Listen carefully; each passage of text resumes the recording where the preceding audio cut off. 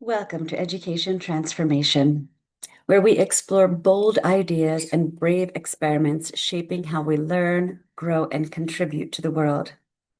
I'm your host, Alexandra, and today's guest is someone who doesn't just tweak the system, he reimagines it completely.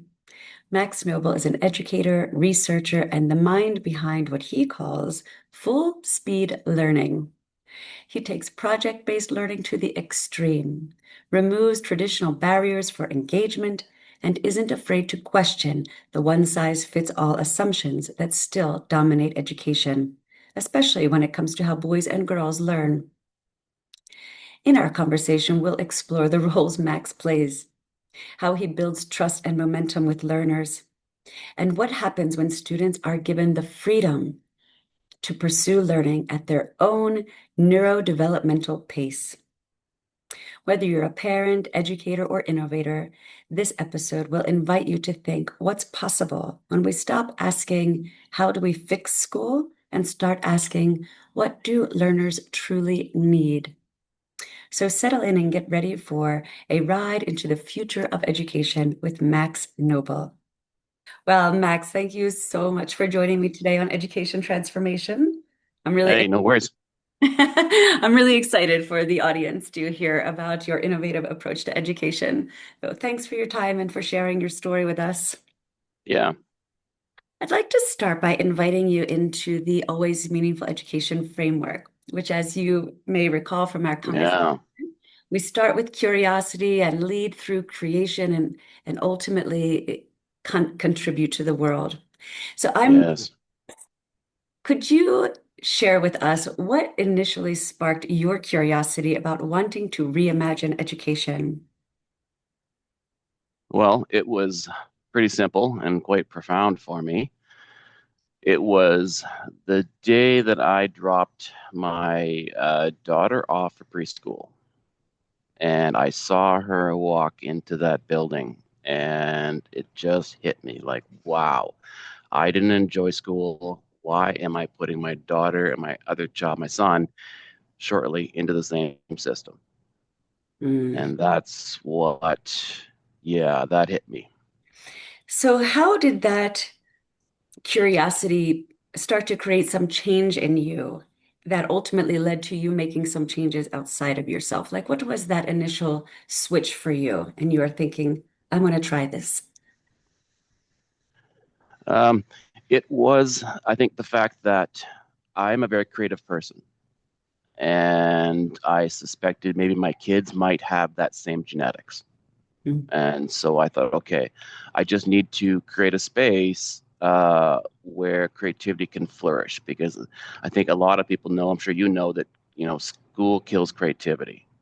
As kids go through it, it gets, yeah. So I just wanted to create a space for them and myself that we could go and let that creativity be unleashed. Oh, awesome. Yeah, Right. one of my favorite TED Talks is Sir Ken Robinson's Yes. Schools Killing Creativity. Yes. Yeah. So then take us to how did that lead to your current contribution? My current contribution. What do you mean by my current Well, contribution? let's see. Well, we could talk about your full speed learning or how you take Right. PBL to the extreme. Mm, Yeah, you could just maybe talk a little bit about, because I know, but the audience doesn't know, this amazing mm, journey that you've been on creating learning spaces for the last 12 years. yeah. So if you could just talk about how you entered into creating that space and how has it evolved? Sure. Yeah. Uh, so that's right. So I started doing that for myself and for my kids, and then I had a few friends who had kids, and they came over, and then some of the neighbor kids came over, and after a while, it just got more and more popular. Word of mouth spread without advertising. Uh, and I think that might speak to the fact there's a demand for this. Yes. I'm not sure. But anyway, after a while, they got so big that I had to change locations. I had to shut it down. There wasn't enough space. And so I shut down and I opened up a new one. And then everything that I learned over the past year running that one, I incorporated into the design of the next one. So Mm. the second one was an iteration on the first. And then I ran it again for another year. And then again, I learned a lot during that time period, and I iterated again to another facility, and I did this cycle over 11 times. So what I have now is nowhere near what the education system is, because when I first started, I was doing things very similar to the education system, right down to the worksheets and everything. But what I learned was worksheets just don't get the engagement that other things do. So what I have now is quite radical, and it's almost the exact opposite of the education system. Absolutely. I'd love to just unpack what you have right now a little bit more. There's so many different lenses I want the audience to see this through. One of the Yeah. ones that really stuck with me in our conversations previously was the many different roles that you wear, the different hats and titles that you Mm. ascribe to yourself as you're working with your students. Could you talk to us a Yeah. little bit about that? Right. Sure. So teachers teach. That's their job, to kind of control and make sure kids get the information into their heads. In these facilities, that's entirely the responsibility of the students, Wow. right? So that's their thing, right? They've got Yes. their little brains are working full speed because they have to account for their time, their projects, their objectives, everything. So as a facilitator, you can play different roles, and I mean play, like you got to have fun with it. The most important role to play is the danger ranger. Okay, Mm, the danger ranger is the facilitator who has experienced whatever the kids are playing with to an extreme where it's been dangerous for them, so they know the limits of it. Right. mm. So the Danger Ranger's job is just to let those kids play with fire as much as possible so they just get burnt a little bit and gain respect for it. Right. That's the Awesome. Danger Ranger's job. So the Danger Ranger, for example, if they're playing with fire, he would say, okay, you've got a lot of fuel there. That's liquid fuel. That little cup of alcohol tips. What's going to happen? Right. So that's just the Danger Ranger's job to, it's not to stop them. It's just to say, hey, there's danger ahead of you. What are you going to do? Think about it, you know? Yeah, That's one of the absolutely. roles anyway. Yeah, well, safety, as we know, it's really foundational. So I'm It sure is. that as your students experience you in that role, you've created that awareness that you're going to keep them safe, but you're going to let them test the waters. I That's love right. it. Yeah. And it So, can be so fun. Oh man, I've seen kids who started fires and they start thinking it gets out of control, but I know that, okay, you're not out of control yet. But you can tease them and be like, oh, you better do something. It's gonna get worse. And they start panicking and they start, really thinking heavily, but yeah. they're still in a safe zone. It's fun. Yeah, it sounds like so much fun. And this is bringing me to another point that we discussed, which is removing barriers. Because Mm, yeah. as the danger ranger, you are removing some barriers, but you're also putting in place the safety restrictions that keep them Yeah. from setting the whole facility on fire, That's right? right. Yeah. So, could you talk a little bit about what are some of the biggest barriers that you've seen and how have you dismantled them? Yeah. So barriers to creativity. Mm. Creativity is messy. No matter what you create, there's going to be a mess. There's going to be residue. So, in order to create, people need tools, they need materials, they need space, they need permission. That's a big one for kids. They can't get permission to do what they want. So, having a space that lowers those barriers allows creativity to flourish. So the spaces have, I would say 50% of the space is just shelving. So 50% of the square footage of all these facilities is shelving, and it is full of things from the real world. Because people donate stuff, old electronics, toys, whatever, and it just fills. And so that barrier to materials and tools is gone, right? So they have full freedom to do what they want. Oh, that's awesome. Let's talk about that full freedom aspect of it. Yeah. I know when you initially started the program for your children, freedom was something that was near and dear to you. Can you talk a Yeah. little bit about has that changed over the years, or what hasn't changed as you have iterated from one facility to another? What's the constant that you feel has been maintained throughout your programs? Yeah, it could be that concept of freedom, because creativity requires freedom. The reality of the world is that our workplaces and our schools are not, they're not, they're not creative environments. Because to have a creative environment, you need to be able to ask questions. And the education system just doesn't have time for every kid to ask questions, right? They've got a schedule. So it's so important that that freedom to ask questions is there. Uh, so I think that's probably the consistent thing, maybe. It's one of them anyway. Okay, awesome. Well, speaking of freedom then, how have you observed in your learners things like motivation or engagement? How do they change when students are given freedom, or do they change? Um, yeah, when kids have freedom, they just get more agency, right? They take accountability for their stuff. And I think that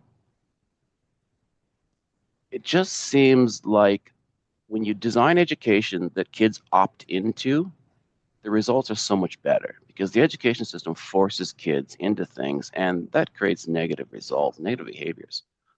So I'm not sure if that answers your question or not, but I don't know. Yeah, Motiv redefine it a little more. Like yeah. motivation is something that kids have to attend because when they walk through that door, they have to be motivated to be there.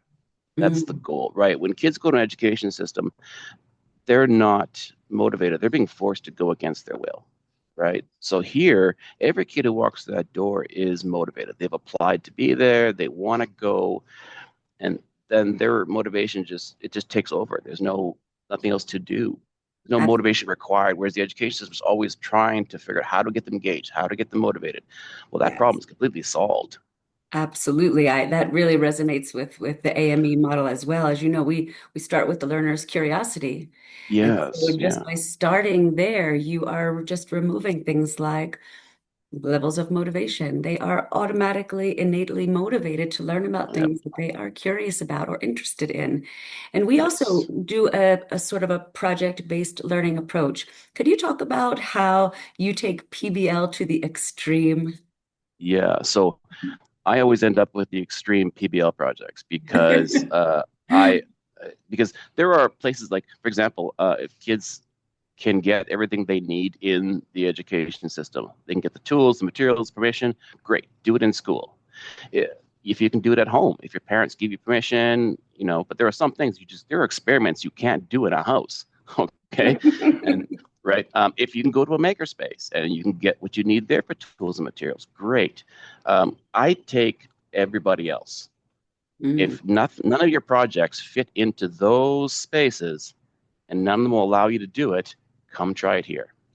Right. So awesome. I always get the extremist projects Could you talk about one student project? Give us an example. of an extreme project Yeah, or something that blew your mind. um blew my mind. I follow science and technology very closely. So I'm always seeing the latest developments in technology and all these cool prototypes. So the things kids create never blow my mind because Okay. they are always terrible. I'm sorry, everything kids create is terrible looking, right? So it's not about the project itself, it's about the process that amazes me. And I think Hmm. what blows my mind in the process is sometimes, not often, but sometimes kids will do things that I didn't think were possible, Wow. right? Yes. Because I thought they tell me what they want to do, and I'm like, okay, that's not going to happen. For example, even on the weekend, there was a kid, he came in, he wanted to build a wheelchair. And Hmm. I'm like, and so in my mind, I was picturing what that would take and all the work you'd have to do. And I'm thinking, okay, you're not going to get that done. There's no way you're going to finish that in 4 hours. Good luck. He did it in 30 minutes. Yes. And so Wow. I've got a video. I'll send you the video. He That's did it. He did it in amazing. 30 minutes and he wheeled himself for one full lap around the mall on the inside. And I'm like, okay, you beat it. You beat the challenge. That's So incredible.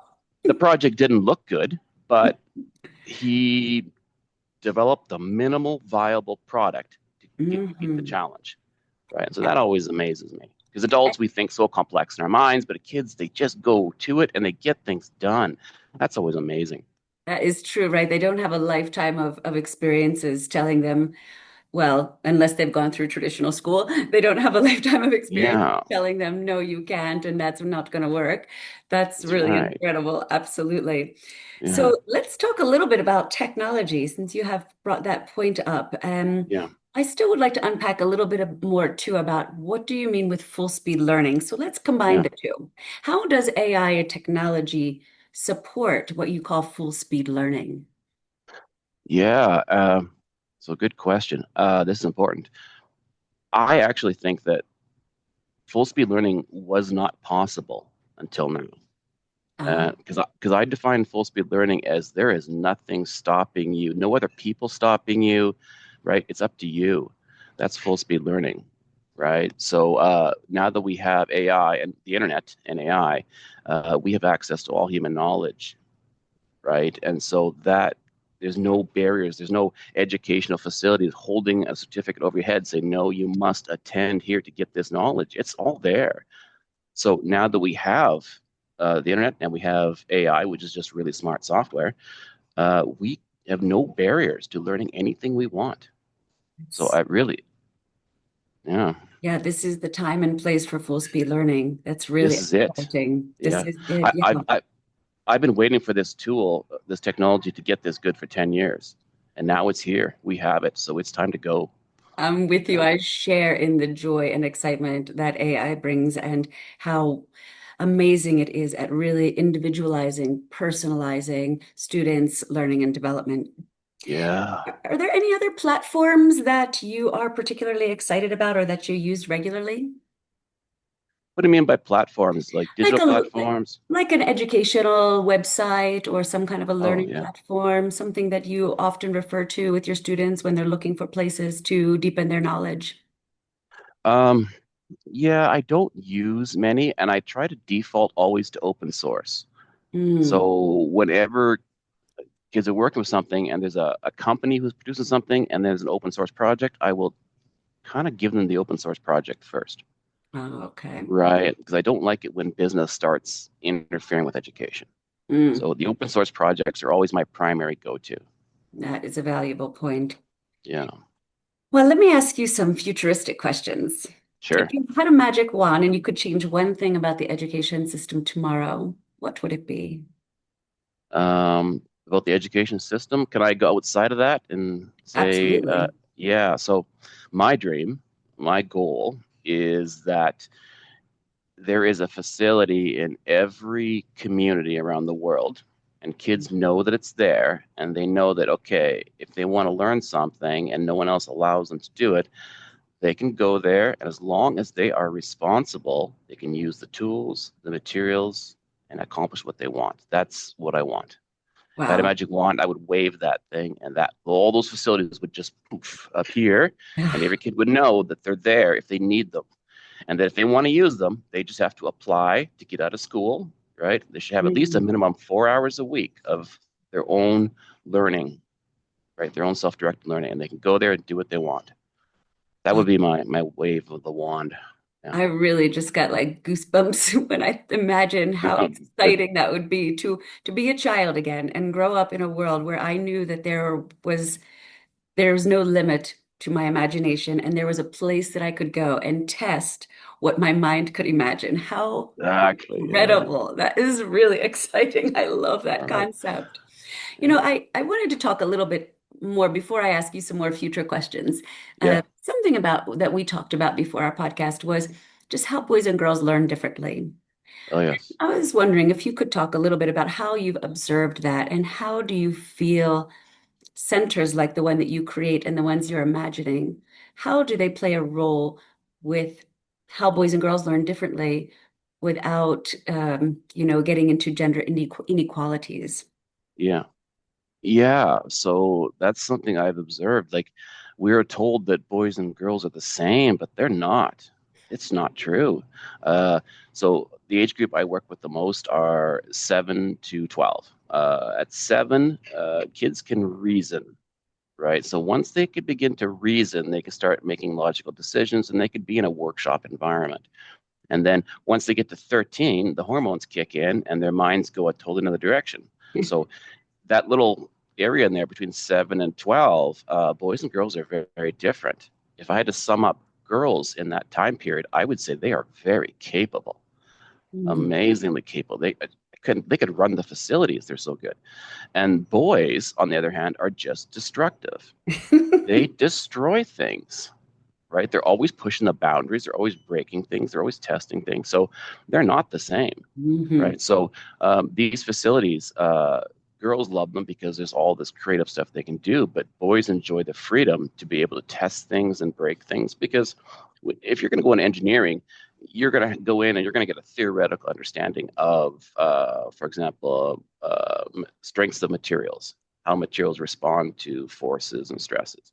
But that's a theoretical view. But if you spend your childhood breaking things and seeing where their limits are, you'll have a very intuitive understanding of how materials work, which you can then fast track your designs and then finalize with theory to get the exact precise numbers. Do you know what I mean? So Yes. that's a very valuable thing to do is to break materials, Hmm. and that's something the education system just does not allow. But Yeah. here, yeah, you're free to do it. Yeah, I'm really starting to see this connection too with real world experiences in your facilities, right? Mhm. Because in Yeah, school, even at the very youngest ages, in first grade, even in kindergarten now, sadly, which is looks more and more like first grade, so yeah, much of the learning is abstract. And we yeah, expect them to have these foundation skills that later, when they get into the higher grades and they're learning the mathematical equations, for example, to test the strength of materials, yet they yeah. had never had that opportunity as a younger human to, like you're saying, destroy things and test That's their right. strength, right? So Yeah, really, your centers are giving kids these real world, tangible experiences that will allow them to move into the abstract with hmm greater confidence and actual knowledge from the experiences they have. It's really yes, amazing. that's a great way to say it. Thank you. Yes. Absolutely. Well, let's talk about future educators. Do you have Okay. some advice if they are thinking about breaking free from the outdated education system or trying something new? Do you have any advice for an educator who might be on the precipice of deciding which way to go? Yeah. Yeah, I guess it depends where they are. True. For teachers inside the system, I would say one thing you can do, one of the most important things is teachers are stressed out and they have way too much responsibility for getting stuff into kids' heads.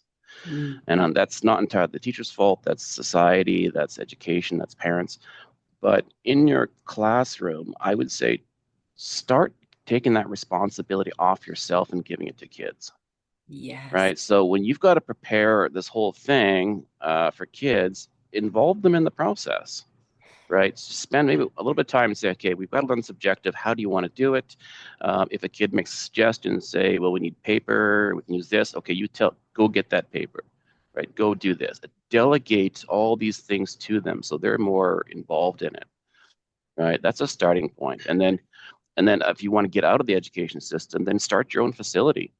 Really, start your own facility. Find some parents who are thinking that education needs to be better and start setting up little meetings, little things outside the education system in the real world, like little field trips, and let kids just explore, and just build those experiences bigger and bigger and bigger until you've got a facility. And yeah, That's start slow. And the most important thing is have fun. The most important thing ah, is have fun, thank you you for know? saying that. Really, Yeah. the emotional connection to enjoying learning is so incredibly powerful. Oh, it's so critical. It really is. Yeah. Dr. Helen Immordino Yang and colleagues coined this phrase, I feel, therefore I learn. And I just think Oh, yeah. yeah, it's so powerful because the emotion is often what kids are missing in the traditional model. Yeah. Well, That's thank you for right. starting with with the teachers in the classroom because I Yeah. didn't, and that is a really valuable bit of advice. And I would add that even though it may feel more tedious and a little bit longer on the front end, if you're following this advice that you gave, where you're getting kids more involved in the beginning, what Yeah. ends up happening over time is that that agency really blossoms and it becomes much Yeah. easier. It Whereas becomes easier. Yes. you just can kind of step back and observe in awe and wonder what they are doing if you take the time early on to invest in allowing them to Yeah, through you delegating, helping them see what are the steps they need to take and giving them some support, just then easing back and allowing them to, yeah, to become independent and take that's right. ownership over their learning. That's right. And remember, it's not going to be as neat and tidy and organized as an adult would do. You have to allow for that, allow for them to make their own mistakes, right? So if Yes, that kid gets that paper and they have to cut up in size and the size is totally wrong, that's okay. They'll do it yes. again next time and they'll do it better, right? So you have to allow for that. That's important. Yeah, absolutely. And then with the teachers who are thinking about, or maybe somebody starting out in the field, or maybe even it's just a parent who wants something different for their Mm, children, you have had the experience of knowing that it can be done without a lot of backup support financially. Is that right? Could you yes. talk a little bit about how it doesn't have to be hundreds of thousands of dollars in the bank to start? So that might encourage the listeners to really explore this idea a bit more. That's right. The goal is zero cost startup. That's what I've Oh, been trying to wow. do over the years so that you just, by getting donations and such, it doesn't cost much at all. Uh, right. We always think education materials are expensive, but real world things are better than toys, you Mhm. know? So, but yeah, so for parents starting out, the key is just finding someone else who thinks similar to you in your area and just go hang out and let the kids explore. That's it. You know, Yeah. it doesn't have to be expensive trips like Disneyland. Yeah. Disneyland is not a good investment as far as learning experience. You're giving kids an artificial view of the world, right? Yeah, it's cool, it's mystical, whatever, but it's not giving them the reality of the world. Whereas if you took them on, someone, the parents, for example, had a worked at a factory and you could really cool machinery, let the kids see that, see it in action, see how the things that they have in their world have come into existence, right? Mm. That's a really important depth and perception of understanding to give kids. Yeah, You know, so absolutely. so just keep it real world experiences. And those real world experiences are such great triggers for deeper curiosity, right? It's Yes, maybe yes, going into that factory and seeing some kind of a machine, and then suddenly your mind is like, how does that work? And then you yes, bring that curiosity back to the facility, and there's no restriction on you exploring that and diving right. deeper into it, right? Oh, And so exciting. one of the wild things is we don't know how inspiration occurs. Right? Hmm. Inspiration occurs in some really wild, magical ways, and we can't see it happening. Well, we can see the eyes dilating, but we Yeah. don't know what's happening in their minds. And so it can happen anywhere. Yeah. Yes, absolutely. That is so true. That's how I'm living my life in the Oh, right on. awareness that curiosity can strike at any moment and we are Yeah. able to capitalize on it and enjoy it to its fullest. Yeah. Yeah. Well, Max, let me invite you to explain to our audience how they can get to know more about you or contact Oh, you, yeah. what you're doing. Sure. Yeah. So I just started posting on, I guess, LinkedIn and Substack. Ah, So you can reach me at great. Substack. How do you reach me at Substack? Oh, it's called Max Noble 440, I think is my handle, right? Okay. And then on LinkedIn, my full name is Miguel Noble on LinkedIn. You can find me there, and Facebook is Max Noble. Awesome. Yeah. Thank you. And I have been enjoying your LinkedIn posts very much. So thank Oh you for yeah. Great. contributing there. That's often where people can find me as well. Oh Um, yes. so, do you have any final words? Anything you would like to leave the audience with? Um, I would just like to say that I want people to know that the education system is collapsing. Okay, the Western system is collapsing and it's no longer functioning in this time period. And we really need to reinvent it for the time period we are in. And this is urgent because I think developing countries are moving ahead faster than Western countries because they don't have as much regulation, Yes. right? And so all the Western world is falling behind fast, right? So, yeah, I guess that's the challenge I think that the Western society faces, right? And I want people to Absolutely. know that, hey, we can do it outside the system. That is happening. As the old system collapses, all these new systems are coming up underneath. And you can't quite see them because many of them are digital and they have different appearances and they don't resemble what the old system was. So I just want people to be aware that is happening, right? Get off the old boat, jump onto the life rafts or the speed boats and go to the future. Okay. Yes. That is awesome advice. Thank you so much, Max, for what you're doing, helping young humans Mm, see the potential that they have inside and giving them the space to explore that potential and become all that they want to be and are meant to be. I really appreciate you and your time. oh, thank you. Thank you. Thank you. Have a wonderful day. You too. Bye. Bye.